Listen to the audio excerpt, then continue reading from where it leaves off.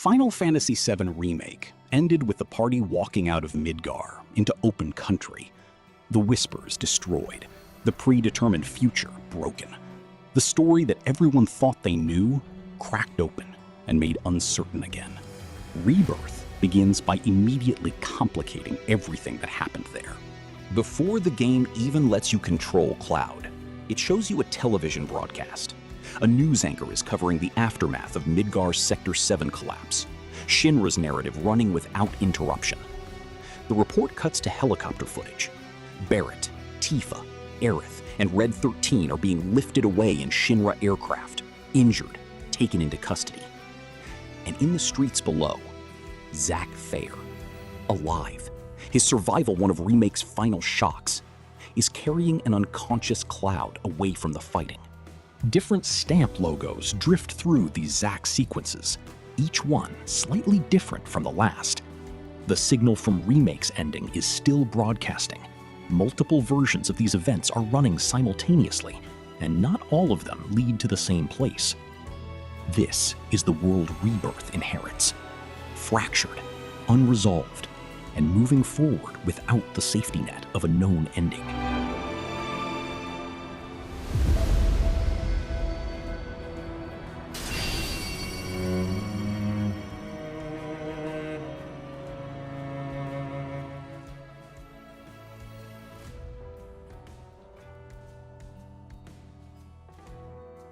The game proper begins in Calm, a small town outside Midgar where the party has taken shelter after escaping the city. Cloud sits down with the group and tells them the story they've been waiting for. What happened in Nibelheim 5 years ago when he and Sephiroth were sent to investigate the old Mako reactor at Mount Nibel? What follows is a playable flashback and one of the most striking structural choices in the game. Because you play it as Cloud, experiencing his version of events, and Sephiroth is not just a story element here, he is a playable character in the opening sequences, a genuinely terrifying combat presence who dismantles everything in his path with casual efficiency. The mission is professional at first. Sephiroth and his escort, Cloud among them, alongside Tifa serving as guide, since she grew up in Nibelheim, make their way up Mount Nibel to inspect the reactor. In the village, Sephiroth stops to stare out the inn window, distant and thoughtful. He asks about his own origins. Nobody has a good answer. Inside the reactor, Sephiroth finds something. Pods lining the walls, human figures suspended in Mako, documents about a project called Genova, which is her mother's name, according to what everyone told him his whole life. He retreats to the Shinra Manor in Nibelheim and spends days in its basement library, reading. Whatever he finds there, he does not share. Cloud goes to find him. When he emerges, Nibelheim is burning. Sephiroth walks through his own fire without flinching. He kills the villagers who cannot get out. He moves toward the reactor with a purpose that has replaced whatever professional detachment he walked in with. Tifa finds her father dead in the flames. She takes up a sword. Sephiroth cuts her down without slowing.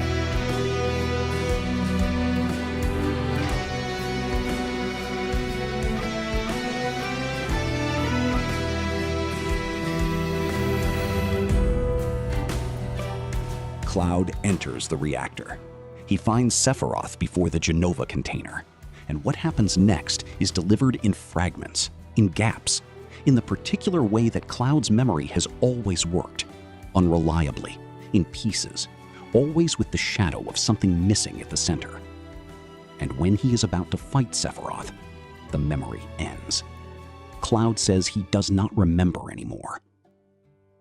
Tifa, who was also in Nibelheim, has been quietly listening.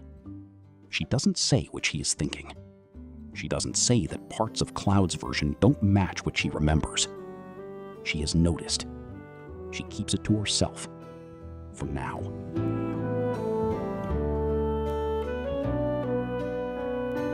With the Nibelheim story told, the party sets out. Sephiroth is somewhere ahead of them, moving with intention. they have to follow the trace to the city of Junon. In Nibelheim, Cloud and Tifa talk about what happened 5 years ago. Tifa wants to know what Cloud has done all these years. But Cloud does not know how Tifa survived the attack, and even suggests she is not actually her. Of course, that hurts Tifa. The problem is, Shinra is after them, so they have to leave calm. The grasslands open up ahead. Here, Rebirth's structure reveals itself fully. This is not a linear corridor game. The grasslands are a wide, breathing region. Chocobo trails to follow, enemy camps to clear, regional intel to gather. The first of many large-scale areas the party will move through as they track Sephirot across the planet's surface. The open world unfolds slowly, with each new region adding more options, more terrain, and more of the world's texture. The path to Junon runs through the Mithril Mines, a network of tunnels that cuts through the terrain and deposits the party on the other side of the mountain range, separating the grasslands from the coast. The mines are not empty. The Turks, Rude and Elena, are operating inside with their own objectives and no particular interest in letting the party pass without a fight. Elena is newer to the Turks than Rude and has something to prove. She makes this obvious. Rude is professional about it. The encounter splits the group and produces 2 separate boss encounters, Cloud's team dealing with Rude and Elena directly, while the other half of the party faces the Mithril Golem, a construct defending the mine's interior. The party emerges from the mines into a new region, the Junon coast. Junon is split in 2, in the way that Midgar was split between the upper and lower city. But here, the division is horizontal rather than vertical. Under Junon is a fishing village, small and quiet, living in the literal shadow of the Shinra military installation that was built above it. The cannon that dominates the harbor skyline is pointed at the sea. The village has learned to live beneath it. The party reaches under Junon and immediately gets caught in the middle of a Shinra operation. Rufus Shinra, the new president, sharper and more deliberately dangerous than his father, is arriving for a public event. The military presence is dense. Getting through it means navigating around Shinra security rather than through it. The team wants to reach him, but they do not know how to get to the top.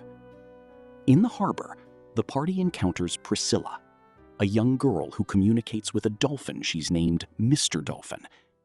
The dolphin becomes, improbably, the solution to the problem, launching Cloud up the side of the Junon elevator by riding the dolphin at speed into a trampoline jump trajectory. It is the most cheerful sequence in a game that is preparing to become very uncheerful, and it lands perfectly as a result. In Upper Junon, the Shinra military city built on the installation above, the party goes undercover. Cloud, Tifa, and Aerith dress in Shinra uniforms and attempt to blend in well enough to get close to Rufus, the goal being to either reason with him or find an opportunity to move through the city without triggering an immediate military response. For this, they have to be part of the parade, recreating one of the most memorable sequences of the original. They don't get the chance. Yuffie, operating separately, makes a decision that collapses the undercover plan before it can produce anything useful. The collapse sends the group into a chaotic escape through the upper city, culminating in one final encounter with Roche, the speed-obsessed soldier from Remake, who arrives in Junon looking for Cloud and gets the fight he came for. Cloud wins. The group boards a transport ship heading for Costa del Sol. The group follows the Black Robes, which they believe will take them to Sephirot, to a cruise. This one will take them to the western continent, specifically to Costa del Sol.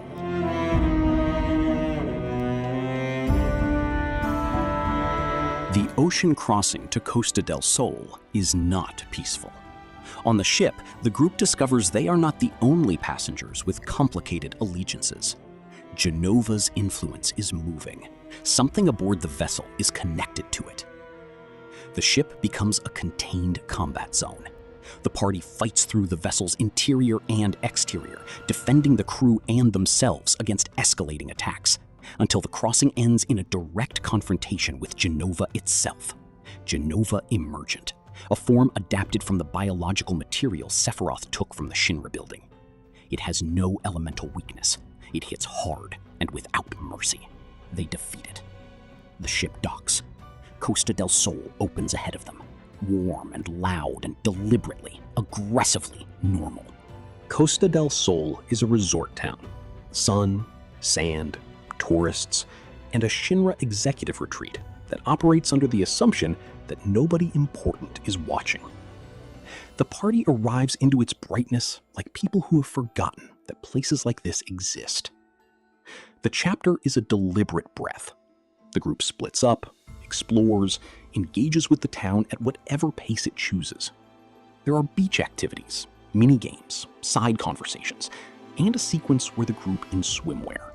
Beneath the relaxation, the mission continues. Professor Hojo is here and does not miss the opportunity to develop new experiments which the group has to handle before leaving the zone. Yuffie Kisaragi joins the group here, a ninja from Wutai, agile and loud and almost aggressively cheerful in the specific way of people who are compensating for something. She is after materia, as Wutai ninjas tend to be, and she has enough reason to oppose Shinra that her interests and the party's align for now. The direction shifts toward Mount Corel and the territory beyond.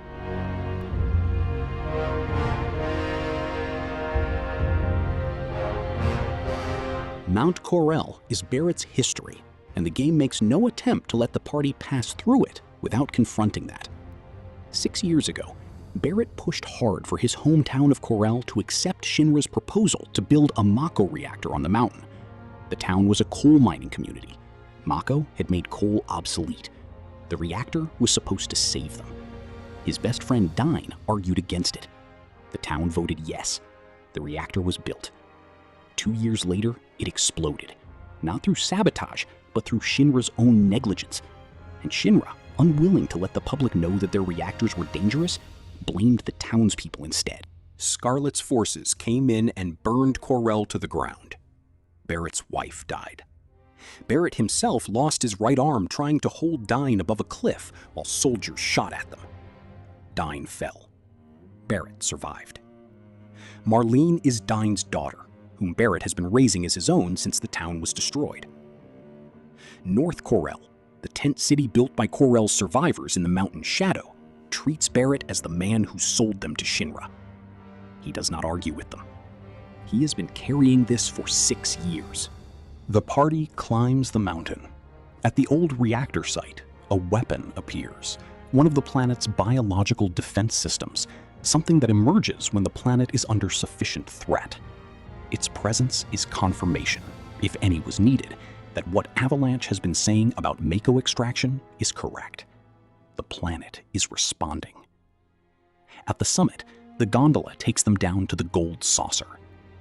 The Gold Saucer is Rebirth's most absurd location, and one of its most important. A theme park suspended above the desert, enormous, loud, relentlessly cheerful in the synthetic way of places designed by people who understand entertainment as a product. At the inn that night, Cloud is visited by whichever party member he has been closest to across the game's quieter moments. A brief, intimate conversation that the game builds toward without announcing it. These are earned moments, not cutscenes you unlock by completing a checklist, but conversations that feel like the natural result of time spent together in difficult circumstances.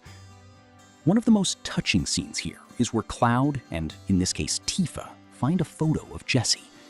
Here, they realize how good she was and the type of star she had became. In his sleep, Cloud experiences a Zack sequence, playable, brief, disorienting. Zack is in the Sector 5 slums, checking on Aerith's flower shop. The flowers have withered. Zack is carrying something Cloud cannot fully see yet. Here we meet a new character, Kate Sith, a robotic cat riding an equally robotic Moogle operated remotely by Reeve Twesty from inside Shinra, makes contact with the party here. He presents himself as an ally. He has information. He also works for Shinra, which the party is aware of and has mixed feelings about. Kate Sith joins the group officially here, his loyalty genuinely complicated and his usefulness undeniable. The next day brings news from under the park. There was an attack in the battle square. The suspect had a gun by his arm, which indicates it was Barrett. The investigation leads the party into the Coral Prison, the dust bowl beneath the gold saucer, where criminals and undesirables are dumped with minimal oversight and left to organize themselves. In this particular corner of the desert, the party finds Barrett, who was following Dine. He is alive. He is not the same man Barrett knew. 6 years of believing his town was destroyed by Barrett's choices, his wife and daughter dead. It has done what sustained grief and blame without resolution will do to a person. Barrett and Dine fight. It is not a clean confrontation. Dine has been destroyed by the same event that made Barrett what he is, and he has become something that cannot be reasoned with. Barrett wins. Dine, in his final moments, learns that Marlene is alive and is loved. He does not survive long enough for that to be fully processed. Barrett carries it. After a fight with Palmer, Dio grants the group a boogie to ride and continue their journey to Gongaga. Gongaga is the opposite of the gold saucer in every possible way. A jungle village built around a ruined Mako reactor that exploded years ago and left the surrounding landscape permanently altered, mutated by the uncontrolled Mako release. Beautiful and strange, full of creatures that exist nowhere else. The village has rebuilt around the wreckage, the way communities sometimes do, not by pretending it didn't happen, but by making it part of the landscape. It is here that the party encounters Zach's parents. They run a general store in the village. They speak of their son the way parents speak of children they are proud of and worried about in equal measure. He left for Soldier. They haven't heard from him in some time. They believe he is still out there somewhere. The party says nothing to correct this. Cloud, in particular, says nothing, which is significant because the truth of what Cloud knows about Zach and what he has suppressed about it is still a locked room he cannot open. The objective is the Gongaga reactor, a ruined facility that Scarlet, Shinra's weapons development head, is now using to pilot a massive weapons platform called the Crimson Mare Mark II. The party infiltrates the reactor. Cloud is increasingly unstable. The visions have been intensifying, Sephiroth appearing in his mind with more frequency and more control. The gap between what he remembers and what actually happened widening in ways he can feel but not explain. During the reactor operation, the Crimson Mare Mark II deploys. The fight goes to Tifa, Aerith, and Yuffie while Cloud is incapacitated. They destroy it. And then, Cloud loses the thread entirely. Sephiroth's influence over him, channeled through the Genova cells the original soldier enhancement program embedded in him, produces a moment of complete dislocation. Cloud turns on Tifa. He believes in that moment something that isn't true and acts on it. The confrontation sends Tifa into the life stream.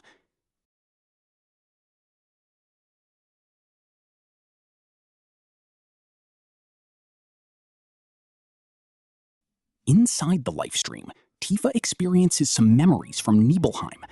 The way Cloud was there in one of her most vulnerable moments. The way he stood by her side when they suffered an accident, even when everyone told her he is the responsible of that. Tifa comes back. She now knows what she means to him, and that makes their bond even stronger.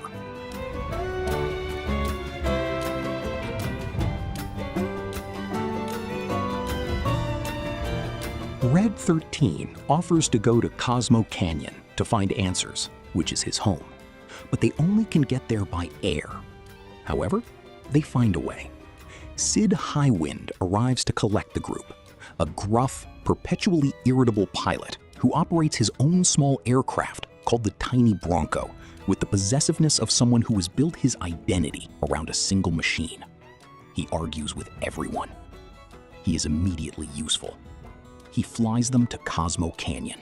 Cosmo Canyon is Red 13's home, a canyon settlement built into the rock of the desert cliffs, where a community called the G made war on the canyon's inhabitants generations ago and was eventually repelled. The story of that war, and of the sacrifice made to end it, is the thing Red 13 has been carrying.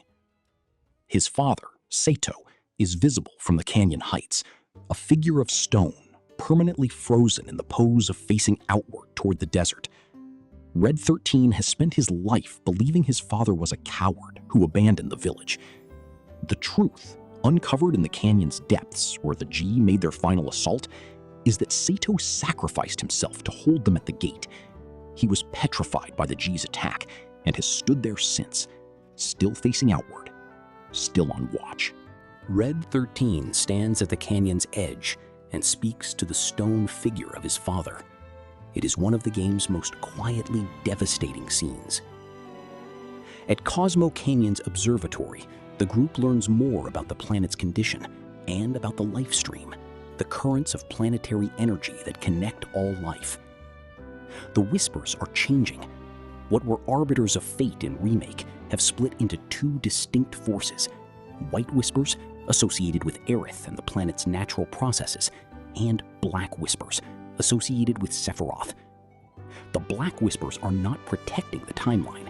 They are Sephiroth's instruments, bent toward his purposes in ways that are becoming clearer the further the party follows him.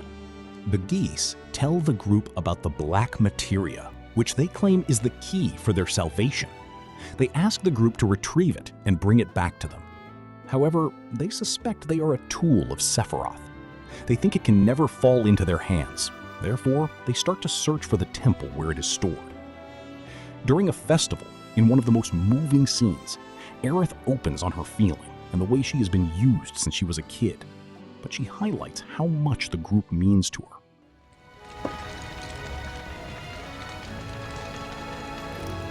Pretty sappy, huh?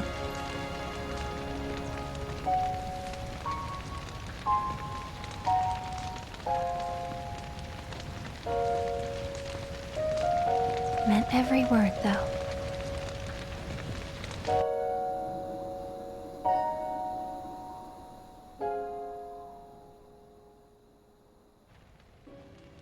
They find a black robe, which sets a new goal: going to Nibelheim. Sid flies the group back east to Nibelheim, Tifa and Cloud's hometown, which the party is encountering for the first time since the flashback that opened the game. Except it is not the town they remember. Nibelheim was burned to the ground by Sephiroth 5 years ago. What stands now is a reconstruction, as a rehabilitation facility for Mako poisoning. The official Shinra account of Nibelheim is that nothing happened. There was no fire, there was no massacre. The town is fine. Here it is, look, perfectly intact. The artificiality of it is immediately unsettling. A town that looks right, but feels wrong. Tifa navigates it with the specific discomfort of someone walking through a version of their grief that has been repackaged as decor. The objective is the Shinra Manor, a large estate on the edge of town that holds Genova research archives, and, more importantly, access to a terminal to find the location of the keystone to access the ancient temple where the black materia is located. In the manor's basement, they find a new character, Vincent Valentine, a former Turk who has a story with Sephiroth and is there to protect the manor. At first, he stands in the way of the team. Then he joins them. After using the terminal, Kate finds out the Keystone's last known location is Gold Saucer with Dio. So they have a new destination.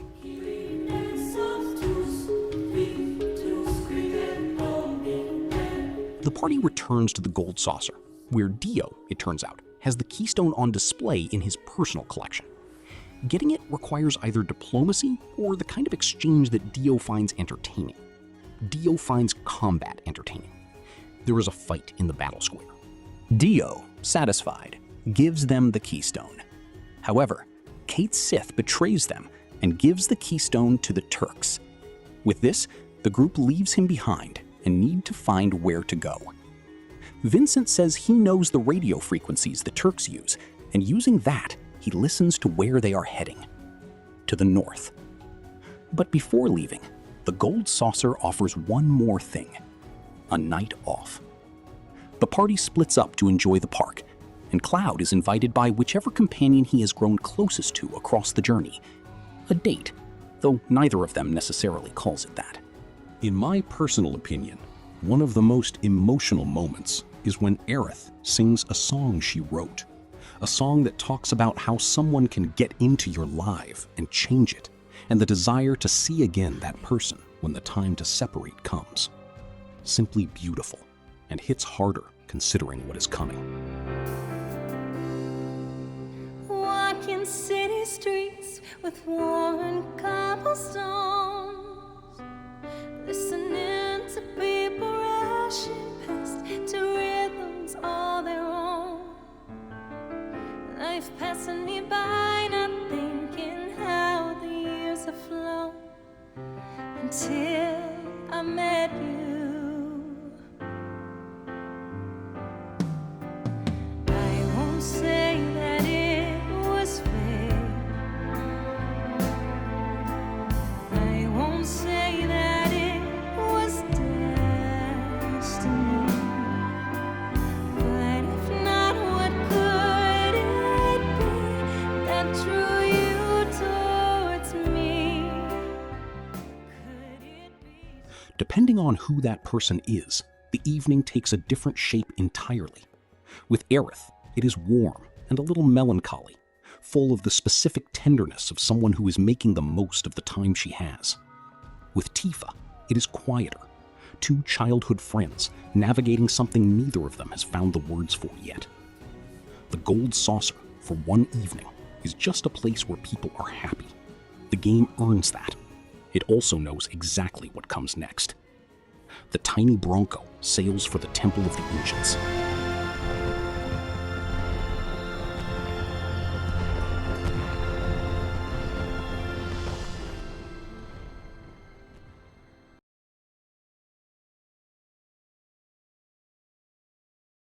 The route to the Temple of the Ancients requires the tiny Bronco, and Sid converts it for sea travel after an incident makes the airspace over their destination unworkable. The party sails across the Meridian Ocean, stopping at Costa del Sol to resupply and plan. There are legends about the temple's reputation. Those who enter it, Cetra legend says, rarely leave.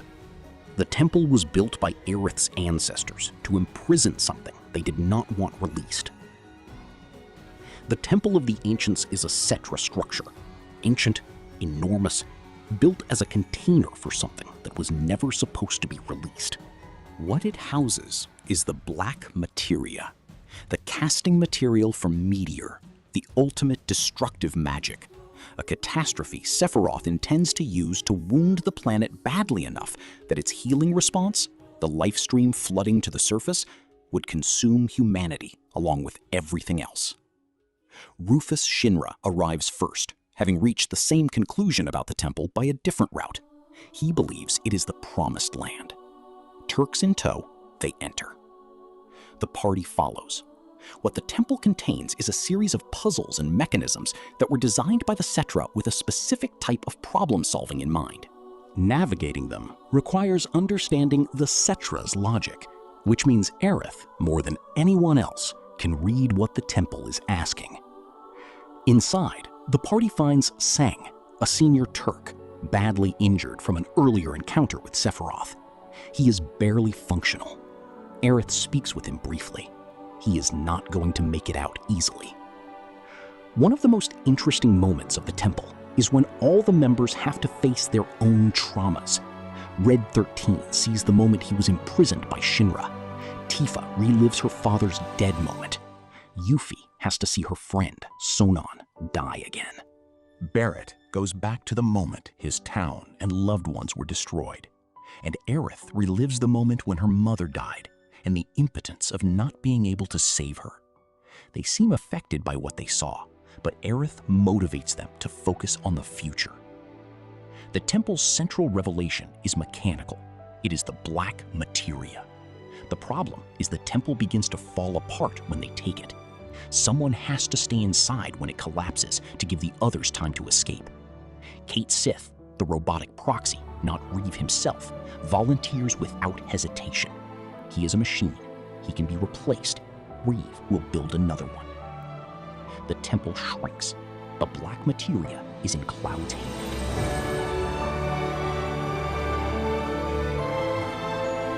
And then Sephirot's influence arrives fully, channeled through the Genova cells that have been quietly doing his work inside Cloud since before Midgar. Cloud does not choose to give the black materia to Sephiroth. He is made to. The hand that holds it out is his. The will behind it is not. Aerith tries to avoid that. But at the end, Sephiroth gets the materia. And here, something happens that the game presents quietly, almost gently, before you fully understand what you are seeing.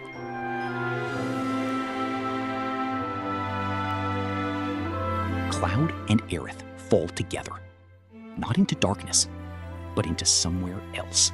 A space that is soft and white and outside of everything that has been pressing down on them since Midgar. Another world, one of the fractured timelines that Remake cracked open when the Whispers fell. It is peaceful in a way that nothing in this story has been for a long time.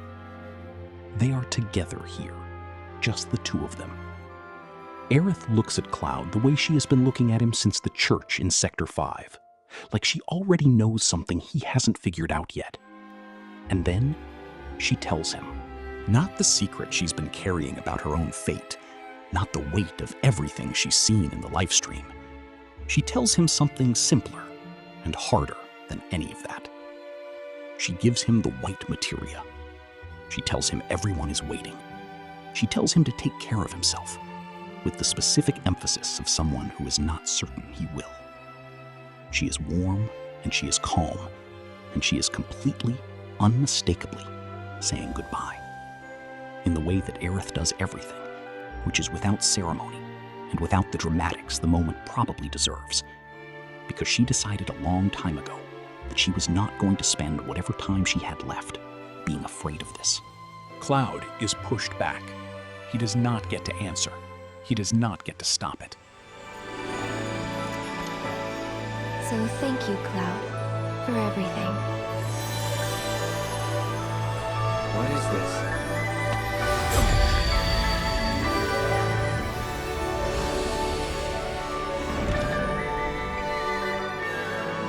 It's been fun.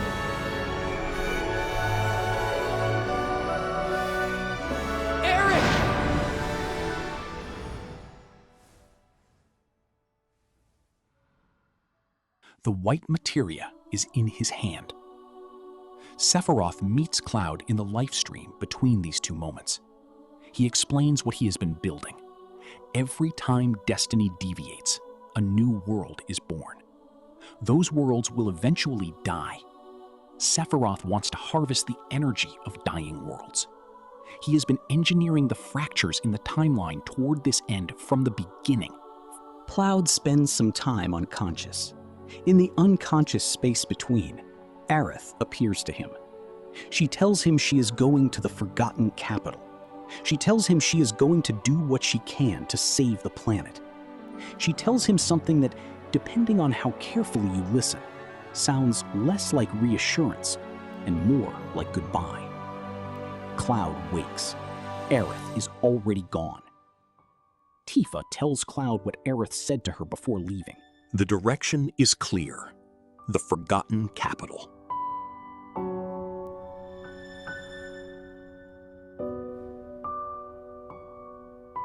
An ancient Cetra city, the remnant of a civilization that no longer exists, preserved in the deep forest, beautiful and silent, in the way of places that have outlived everyone who built them.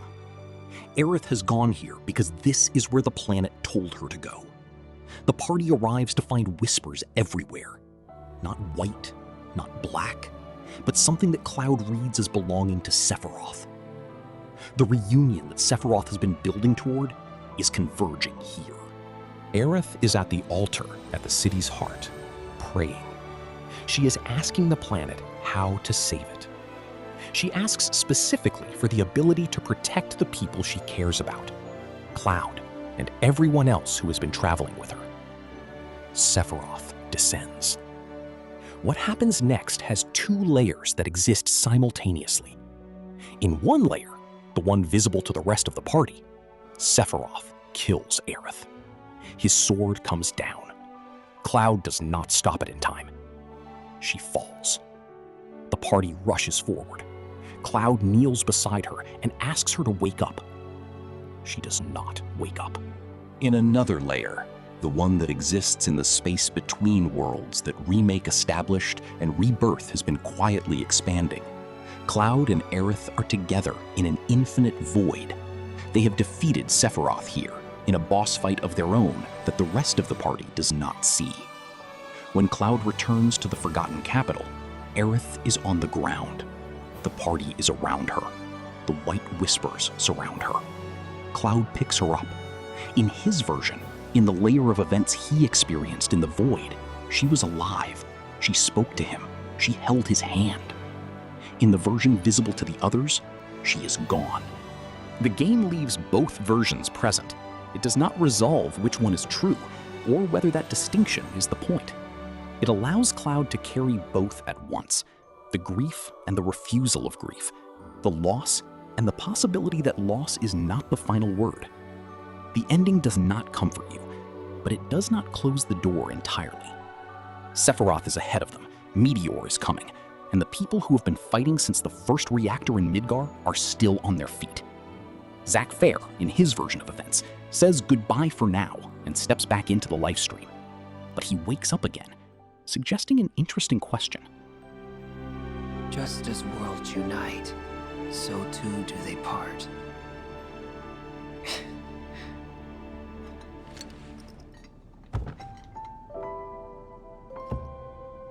But who's to say they can't unite again? The rest of the party is around the tiny Bronco, working to repair it in the quiet, purposeful way of people who need something to do with their hands while they grieve. Barrett, Tifa, Yuffie, Sid, Red 13. They are mourning. They do not know that Aerith is standing among them. Only Cloud can see her. Red 13 lifts his head when she is near. He cannot see her, not the way Cloud can, but he senses something. The particular attentiveness of a creature whose connection to the life stream runs deeper than most. He sits in the field, rolling the white materia between his fingers, drained now, emptied of whatever it once held. He discovers the black materia in his pocket, a quiet horror that he does not share with the others. He fuses it into the Buster Sword and says nothing, carrying it the way he has always carried the things he cannot explain. Then he walks down to her. He reaches toward her. She reaches back. It is one of the most quietly devastating images in the entire game. Grief and presence occupying the same moment, the rest of the party unaware of either. Aerith tells Cloud to take care of himself. The same words she has always chosen, light on the surface and heavy underneath. Cloud asks if she will be okay getting back. She tells him not to worry, that where she is going is like a second home to her. She will put everything she has into stopping the meteor from within the life stream. Cloud promises to stop Sephiroth. Aerith smiles, the way she always smiles, like she has already accounted for every possible outcome and chosen the one where the people she loves are okay.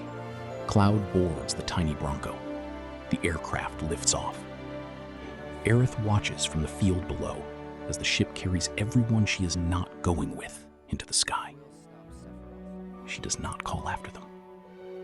She watches until the tiny Bronco is gone, and then she is still there, alone in the field, exactly where she has always been willing to stand.